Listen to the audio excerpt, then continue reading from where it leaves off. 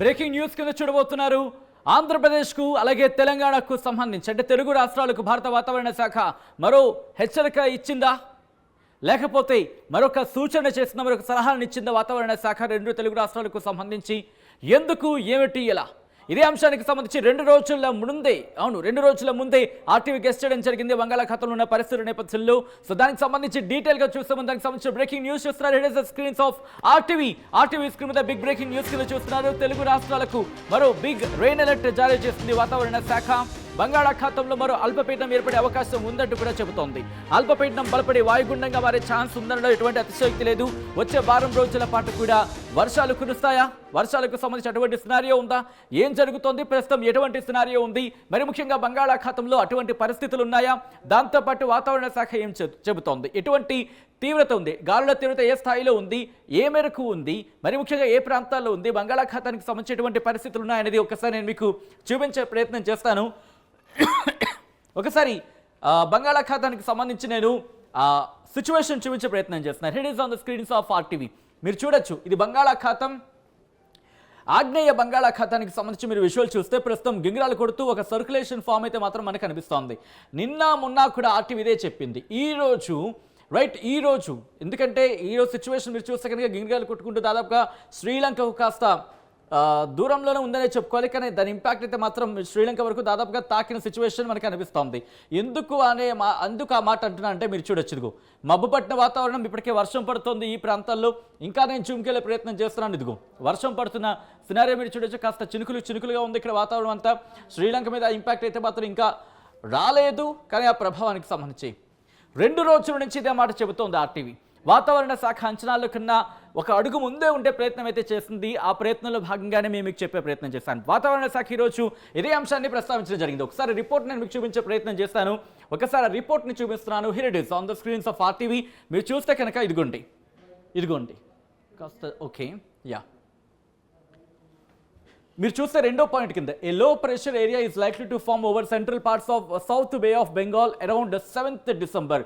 7వ తారీఖున అల్పపీడనం ఏర్పడే అవకాశం ఉందంటూ కూడా వాతావరణ శాఖ హెచ్చరికలు జారీ చేస్తుంది. సబ్జెక్ట్ విషయానికి వస్తాయి. ఈ నేపథ్యంలోనే డీటెయిల్గా చెప్పుకొచ్చింది. ఎప్పుడు వర్షాలు పడే అవకాశం ఉంది, ఏ ప్రాంతాల మీద వర్షాలు పడే అవకాశం ఉంది, ఏ జోన్స్కి సంబంధించి ఎటువంటి అలర్ట్ ఇచ్చింది, ఎప్పటికల్లా దీని ప్రభావం మన ఆంధ్రప్రదేశ్కి కావచ్చు, లేకపోతే సౌత్ ఇండియాను అంటే దక్షిణ భారతదేశానికి సంబంధించి ఎప్పుడు తాకే అవకాశం ఉంది, ఎటువంటి అలర్ట్స్ అనేది. సో ఈ నేపథ్యంలోని వాతావరణ శాఖ అంచనాల కన్నా ఒక అడుగు ముందు వేసే ప్రయత్నం చేస్తుంది. 2 రోజుల ముందుగానే ఆర్టీవీ చెప్పే ప్రయత్నం చేస్తుంది. అవునా, నిజమా అని చెప్పి డౌట్ వస్తుంది కదా. అందుకే నేను ప్రూఫ్తో సైతం ఈరోజు షోకి వచ్చాను. ఒకసారి ఆర్టీవీ స్క్రీన్ మీద మీరు చూస్తున్నారు. 4వ తారీఖున మేమేం చెప్పాం, 5వ తారీఖున ఏం చెప్పాను అనేది, 5వ తారీఖున ఏం చెప్పాము అనేది ఒకసారి మీరే వినండి, మీ చెవులారా వినండి, మీ కళ్ళారా మీరే చూడండి. ఆ తర్వాత ఇన్ డీటెయిల్గా మాట్లాడుకుందాం. ఆర్టీవీని రెయిన్ అలర్ట్ స్పెషల్ ఎందుకు నమ్మాలి అంటే కనుక ఎవరైనా క్వశ్చన్ చేస్తే ఏం మాట్లాడద్దు, ఈ లింక్ కాపీ చేసి వాళ్ళకి పంపించండి. ఒకసారి 4th and 5th డేట్లో ఆర్టీవీ ప్రిడిక్షన్ ఏంటి మీరే చూడండి. బంగాళాఖాతంలో సిచ్యువేషన్ అయితే మాత్రం మనకు అనిపిస్తోంది. సో బహుశా ఇది ఇంకా ముదిరి పాకాన పడుతుంది అంటే కనుక ఒక బిగ్గెస్ట్ క్వశ్చన్ మార్క్. ఒకవేళ ఆ సిచ్యువేషన్ కాస్త మనకి ఇంపాక్ట్ చూపించే అవకాశం ఉంది. బంగాళాఖాతంలో సిచ్యువేషన్ అయితే మాత్రం మనకు అనిపిస్తోంది. సో బహుశా ఇది ఇంకా ముదిరి పాకాన పడుతుంది అంటే కనుక ఒక బిగ్గెస్ట్ క్వశ్చన్ మార్క్. ఒకవేళ ఆ సిచ్యువేషన్ కాస్త మనకి ఇంపాక్ట్ చూపించే అవకాశం ఉంది. బంగాళాఖాతంలో సిచ్యువేషన్ అయితే మాత్రం మనకు అనిపిస్తోంది. సో బహుశా ఇది ఇంకా ముదిరి పాకాన పడుతుంది అంటే కనుక ఒక బిగ్గెస్ట్ క్వశ్చన్ మార్క్. ఒకవేళ ఆ సిచ్యువేషన్ కాస్త మనకి ఇంపాక్ట్ చూపించే అవకాశం ఉంది. బంగాళాఖాతంలో సిచ్యువేషన్ అయితే మాత్రం మనకు అనిపిస్తోంది. సో బహుశా ఇది ఇంకా ముదిరి పాకాన పడుతుంది అంటే కనుక ఒక బిగ్గెస్ట్ క్వశ్చన్ మార్క్. ఒకవేళ ఆ సిచ్యువేషన్ కాస్త మనకి ఇంపాక్ట్ చూపించే అవకాశం ఉంది. ఆల్రైట్, 4th and 5th ఆ ప్రిడిక్షన్కి సంబంధించి మీరు చూస్తున్నారు. ఈ నేపథ్యంలో ఒకసారి నేను మళ్ళీ ఇక్కడికి వచ్చే ప్రయత్నం చేద్దాం, ఇక్కడికి వచ్చి చూపించే ప్రయత్నం చేస్తాను. ఇక్కడ మీరు చూస్తే కనుక ఇక్కడ మీరు చూడొచ్చు, అలర్ట్స్ ఇచ్చింది వాతావరణ శాఖ. మీరు చూస్తే దాదాపుగా 4, 5, 6వ తారీఖుకి సంబంధించి మీరు చూస్తున్నారు. 7వ తారీఖుకి సంబంధించి 8వ తారీఖున ఇక్కడ కూడా మనకి ఎల్లో అలర్ట్ కానీ, లేకపోతే ఆరెంజ్ అలర్ట్ కానీ, లేకపోతే రెడ్ అలర్ట్ కానీ ఏమీ అలర్ట్స్ లేవు. కానీ మీరు చూస్తే ఈరోజు అంటే 9వ తారీఖు, 10వ తారీఖు కూడా ఎటువంటి అలర్ట్స్ లేవు. దాని ప్రభావం మాత్రం మనకి దాదాపుగా 11వ తారీఖు నుంచి ప్రభావం చూపించబోతుందని మనకు అందుతున్న సమాచారం. 11వ తారీఖు నుంచి ఈ ప్రభావం మనకు కనిపిస్తుంది. తమిళనాడు మీద ఇంపాక్ట్ షురు అయ్యే అవకాశం ఉంది.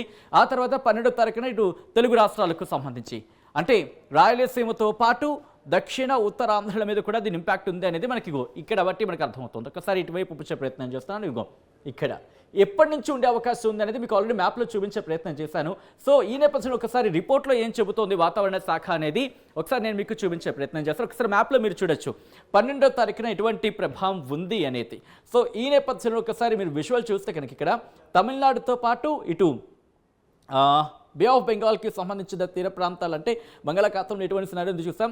ఇటు ఆంధ్రప్రదేశ్ అలాగే తమిళనాడు మీద కూడా మనకి ఇంపాక్ట్ కొనసాగే అవకాశం ఉంది. ఈ నేపథ్యంలో ఒకసారి గాలుల తీవ్రత ఏ స్థాయిలో ఉంది, తర్వాత రాబోయే 2-3 రోజుల్లో ఇలా పరిస్థితి ఏ విధంగా మారే అవకాశం ఉంది అనేది కూడా ఒకసారి చూసే ప్రయత్నం చేద్దాం. అంతకన్నా ముందు ఇన్ డీటెయిల్గా రేపటికి సంబంధించి ఎటువంటి సినారియో ఉండబోతుంది. AP state disaster management tweet చేసింది.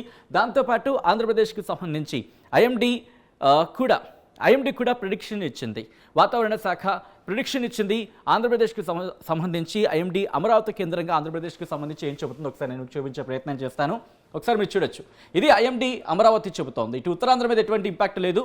దాదాపుగా మనకి దక్షిణాంధ్ర మీద కూడా ఇంపాక్ట్ కనిపించట్లేదు. నెల్లూరు మీద మాత్రం కాస్త heavy rainfall likely to occur అంటూ కూడా చెబుతోంది. అది కూడా 12వ తారీఖునే మనం మాట్లాడుకున్నట్టుగా 12వ తారీఖుకి సంబంధించి ఆ ఇంపాక్ట్ అయితే మాత్రం మనకి కొనసాగే అవకాశం కనిపిస్తోంది. సో ఈ నేపథ్యంలో ఒకసారి ఆ రిపోర్ట్ నేను మీకు చూపిస్తున్నాను. ఇదిగోండి నెల్లూరుకి సంబంధించి. నెల్లూరుకి మీరు చూస్తున్నారు. నెల్లూరు మీద ఆ ఇంపాక్ట్ 12వ తారీఖు నుంచి ఉండే అవకాశం ఉందనేది భారత వాతావరణ శాఖ చెబుతున్న లెక్కల ప్రకారం అర్థమవుతోంది. సో ఒకసారి ఆ కార్నర్కి సంబంధించి మనం చూసే ప్రయత్నం చేద్దాం. ఒకసారి ఆ కార్నర్కి మనం చూపించే ప్రయత్నం చేద్దాం. అక్కడ మీరు చూడొచ్చు ఎల్లో అలర్ట్ ఇక్కడ ఉంది. సో నెల్లూరుకి సంబంధించి హెవీ రెయిన్ఫాల్ అలర్ట్ ఇచ్చింది. దాంతోపాటు అలాగే ఉంచండి, జూమ్కి వెళ్ళొద్దు, కాస్త జూమ్ అవుట్లోనే ఉంచండి. రిక్వెస్ట్ ఒకసారి ఆ జూమ్ అవుట్లోనే ఉంచండి, ఎందుకంటే 12th అలర్ట్స్ ఉన్నాయి కాబట్టి నేను మీకు చూపించే ప్రయత్నం చేస్తాను.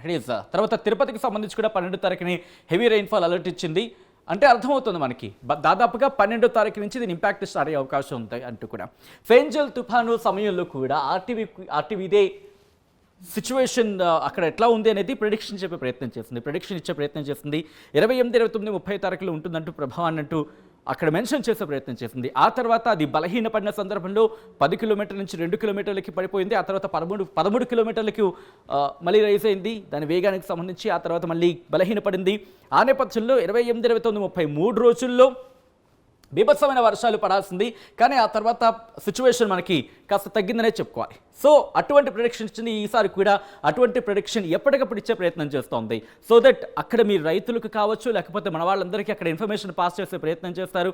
సో దట్ దాన్ని బట్టి రైతులు కావచ్చు, లేకపోతే వాతావరణ శాఖ ఇచ్చే సూచనలు కావచ్చు, వాతావరణం మీద డిపెండ్ అయ్యి వర్క్ చేసే వాళ్ళు ఎవరికైనా సరే ఇది కాస్త అడ్వాంటేజ్ అవుతుందనే ఉద్దేశంతో చూపించడం జరుగుతుంది తప్ప మిమ్మల్ని కలవరపాటుకు గురి చేయడం, మిమ్మల్ని భయభ్రాంతులకు గురి చేయడం, మిమ్మల్ని భయపెట్టడం మా ఉద్దేశం కాదు.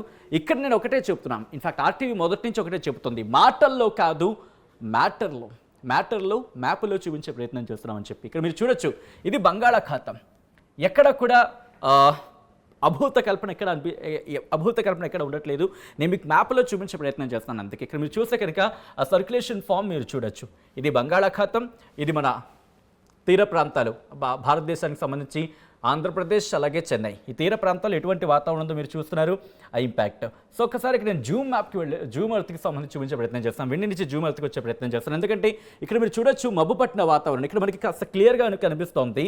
క్లియర్గా కనిపించిన సందర్భంలోనే ఇగో శ్రీలంక వరకు కూడా దీని ఇంపాక్ట్ దాదాపుగా శ్రీలంకకు సంబంధించి మబ్బుపట్టిన వాతావరణం ఈ కాస్త స్కై బ్లూగా మీకు కనిపిస్తుంది కదా, ఇక్కడ వర్షం పడుతోంది. ఈ స్కై బ్లూగా కనిపించిన చోట్ల మనకి వర్షం కురుస్తోంది. ఈ నేపథ్యంలో ఒకసారి నేను టైమర్ ఆన్ చేస్తున్నాను. సో ఎప్పటికీ మనకి అది కాస్త ప్రభావం చూపించే అవకాశం ఉంది.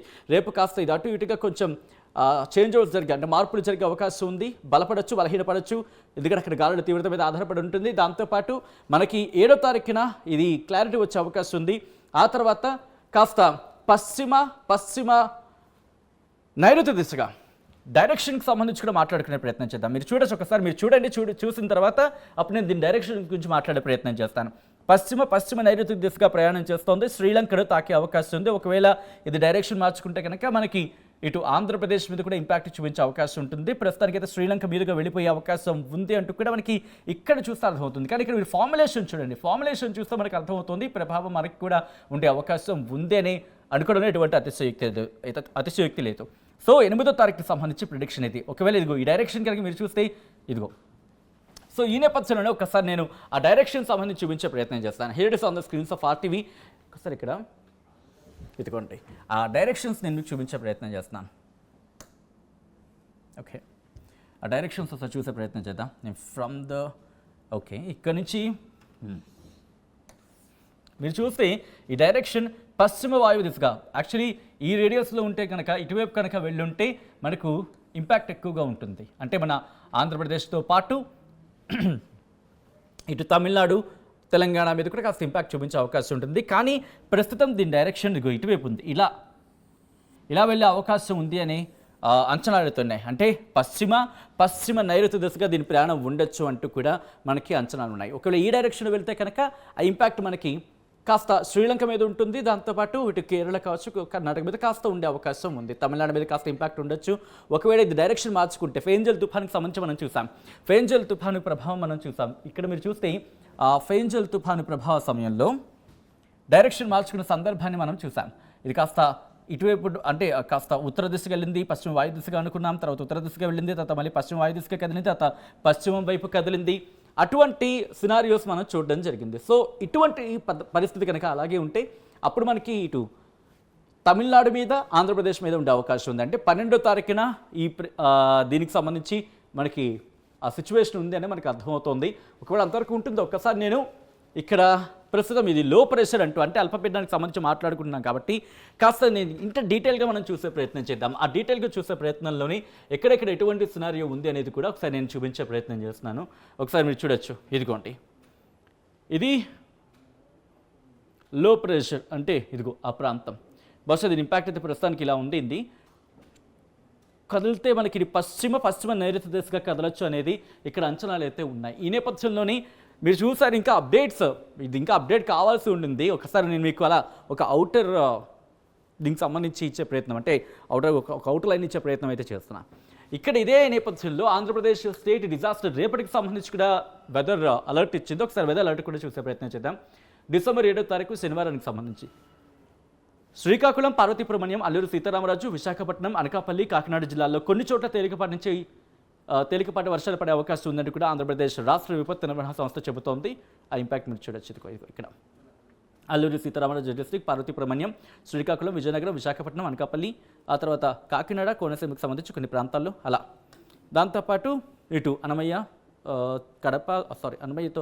జిల్లాలతో పాటు తిరుపతి, చిత్తూరుకు సంబంధించి కూడా కొన్ని ప్రాంతాలు ఉండే అవకాశం ఉందని చెప్పి వాతావరణ శాఖ అంచనా వేయడం జరుగుతుంది. దాంతోపాటు ఇక్కడ మీరు చూస్తే అల్లూరి సీతారామరాజు, కోనసీమ, పశ్చిమ గోదావరి, ఎన్టీఆర్, పల్నాడు, ప్రకాశం, నంద్యాల, అనంతపురం, వైఎస్ఆర్, అన్నమయ్య, చిత్తూరు, తిరుపతి జిల్లాల్లో కొన్ని చోట్ల తేలికపాటి వర్షాలు కురిసే అవకాశం ఉందని కూడా ఏపీ విపత్తు నిర్వహణ సంస్థ చెబుతోంది. సో మొత్తంగా అయితే మాత్రం అది ఇక్కడ భారత వాతావరణ శాఖ అయితే మాత్రం 7వ తారీఖున అంటే రేపు మనకి క్లారిటీ వచ్చే అవకాశం కనిపిస్తుంది. అంటే శనివారం ఒక క్లారిటీ వచ్చే అవకాశం ఉంది. రేపు ఎల్లుండి గల పూర్తి స్థాయిలో క్లారిటీ రావచ్చు.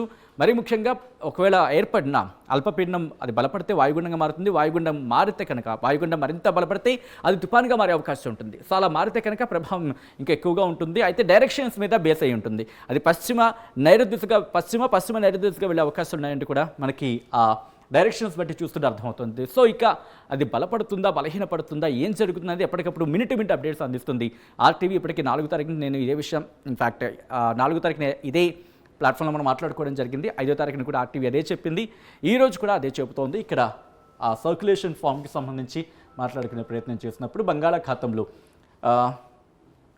ఆగ్నేయ బంగాళాఖాతంలో ఏర్పడిన ఈ ఇన్ఫ్యాక్ట్ ఈ అల్పపీడనానికి సంబంధించి అల్పపీడనం ఏర్పడుతున్నట్టు కూడా అంచనాలు ఉన్నాయి. అల్పపీడనం మరింత బలపడితే కనుక ఇది వాయుగుండంగా మారే అవకాశం ఉంది. వాయుగుండం మరింత బలపడితే తుఫానుగా మారే అవకాశం ఉంది. ప్రస్తుతం దాని డైరెక్షన్ మాత్రం పశ్చిమ నైరుతి దిశగా ఉండే అవకాశాలు ఉన్నాయంటూ కూడా చర్చ జరుగుతోంది. సో ఏం జరుగుతుంది, ఇటు ఐఎండీ ఎటువంటి ప్రిడిక్షన్ ఇవ్వబోతోంది, ఇంతకీ ఈ అల్పపీడనం బలపడుతుందా, బలహీనపడుతుందా? అసలైన తొలి వెలుగు. ఫాలో వాట్సాప్ @తొలి వెలుగు official.